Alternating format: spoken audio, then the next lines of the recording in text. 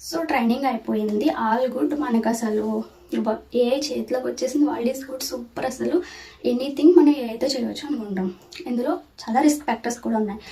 మనం ఈ images upload చేస్తాం, ఎప్పుడు చాట్ చేస్తూ ఉంటాం. ఏదైతే ఇట్స్ గుడ్ అంటే ఏఐ మనం చాట్ చేసే చాట్ని ఇప్పటికీ స్టిల్ ట్రైన్ అవుతూనే ఉంటుంది. ఇప్పుడు మీరు నాతో మాట్లాడారనుకో, అది మంచిదా చెడ్డదా అని నేను నేర్చుకుని అనలైజ్ చేసుకుంటాను కదా. యాజ్ ఏ ఒక పాఠంలానే కదా తీసుకుంటాను. మీరు నాకు ఏదైనా బాధ కలిగిస్తే అది ఒక లెసన్లా తీసుకుని మూవ్ ఆన్ అవుతాను. ఒకవేళ మంచిగా బిహేవ్ చేశారనుకో, దట్స్ ఆల్సో గుడ్ కదా, అది కూడా ఒక లెసన్ నాకు, అది మూవ్ ఫార్వర్డ్ అవుతుంది. అలాగే కూడా మనం ఇచ్చే చార్ట్స్ని ఎవ్రీథింగ్ ఇది తప్పుగా చెప్పాను, ఇలా కాదు ఇలా నువ్వు చెప్తే అది కూడా తీసుకుని ట్రైన్ అవుతుంది టెక్స్ట్ మీద. And it comes to images upload చేస్తాం కదా, ఒక 10 photos వరకు ఇస్ గుడ్, పర్లేదు, ఏం అవ్వదు. బట్ 100 photos నా మొత్తం గ్యాలరీని పట్టుకెళ్ళి చాట్‌జీపీటీలో పెడతానంటే నో, అసలు చేయొద్దు. ఎందుకంటే ఇప్పుడు ఎవరైనా ఒక పర్సన్ది 2-3 times మీట్ అయ్యామనుకో, అతని ఇమేజ్ గీయమంటే మీరు గీస్తారా?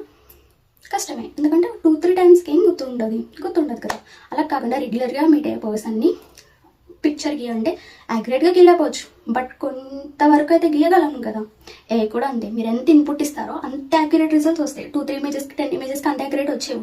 కానీ ఇమేజెస్ ఫీడింగ్ ఎక్కువ చెప్పే కొద్దీ నీ యొక్క బిహేవియర్ని అనలైజ్ చేయగలదు. నీ ఇమేజెస్ని తీసుకొని నేను ఎలా మాట్లాడుతున్నానో నా వాయిస్ని 10 second ఆడియో చాలు దానికి క్లోన్ చేయడానికి, అంతవరకు నన్ను క్లోన్ కూడా చేయగలదు. నేను ఇలా మాట్లాడుతున్నాను వీడియోని కూడా అది జనరేట్ చేసి నాకు ఇవ్వగలదు, అంతలా అప్డేట్ అయిపోయింది. సో ఇట్స్ బెటర్ టు మీ పిక్స్ని అప్లోడ్ చేయడం కానీ వీడియోస్ని అప్లోడ్ చేయడం కానీ తగ్గించండి. అడ్వాంటేజెస్ మాట్లాడుకుంటే అసలు అడ్వాంటేజెస్ చూస్తే బుర్ర పిచ్చెక్కి పోయిద్ది, అసలు ఎంత అడ్వాన్స్ అయిందా, ఎంత బాగుందా అని చెప్పేసి. బట్ దాని డిసడ్వాంటేజెస్ చూసినప్పుడు వామ్మో ఫ్యూచర్ ఏమైపోద్దా అని కూడా అనిపిస్తుంది. సరే, అడ్వాంటేజెస్ గురించి మాట్లాడుకుందాం. అడ్వాంటేజెస్ వచ్చేసి సెల్ఫ్ డ్రైవింగ్ కార్స్ని డ్రైవర్స్ అవసరం లేదు, అదే డ్రైవ్ చేసేసిద్ది.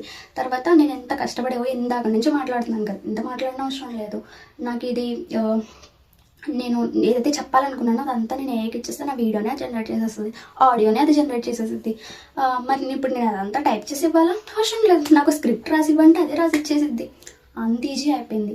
మీరు గమనించారో లేదు, యూట్యూబ్లో నేను ఏదైనా వీడియో ప్లే చేసినప్పుడు హిందీ వీడియో ప్లే చేస్తున్నాను అనుకో, ఆటో ట్రాన్స్లేట్ అయిపోయి ఇంగ్లీష్లోకి వచ్చేస్తుంది. మీకు వస్తుందో లేదు నాకు తెలియదు, వచ్చేస్తుంది. అంత అడ్వాన్స్ అయిపోయింది.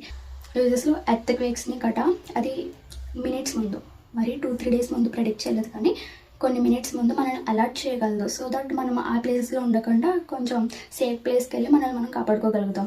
ఇలా కొన్ని అడ్వాంటేజెస్ ఉన్నాయి.